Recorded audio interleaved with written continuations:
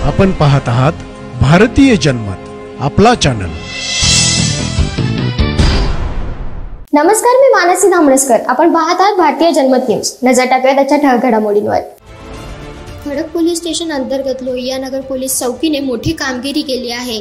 15 ते 16 जून 2024 दरम्यान Ajanta wine shop समोर 7 लव चौक पुणे येथे एका व्यक्तीची होंडा ॲक्टिवा दुचाकी चोरीला गेली होती। याबाबत खडक पोलीस स्टेशन येथे गुन्हा दाखल करण्यात आला होता।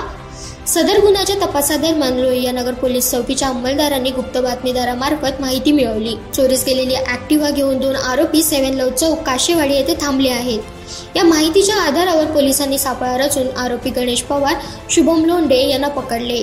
या आरोपींवर पुणे शहरातील विविध पोलीस स्टेशनमध्ये चोरी व जबरी चोरीचे अनेक गुन्हे दाखल आहेत।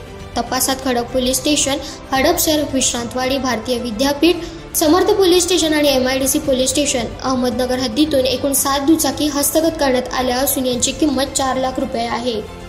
या कारवाईत खडक पोलीस स्टेशनचे वरिष्ठ पोलीस निरीक्षक शशिकांत चव्हाण आणि पोलीस निरीक्षक शर्मिला सुतार यांच्या मार्गदर्शनाखाली लोहिया नगर पोलीस चौकीच्या पथकाने महत्त्वपूर्ण भूमिका बजावली।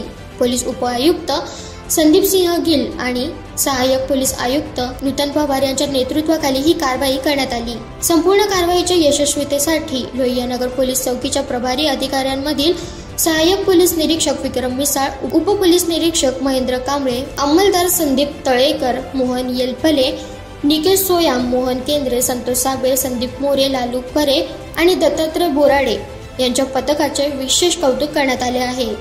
खडक पोलीस स्टेशनने केलेली ही कामगिरी अपराध कमी करण्याच्या दिशेने एक महत्त्वाचं पाऊल ठरली आहे।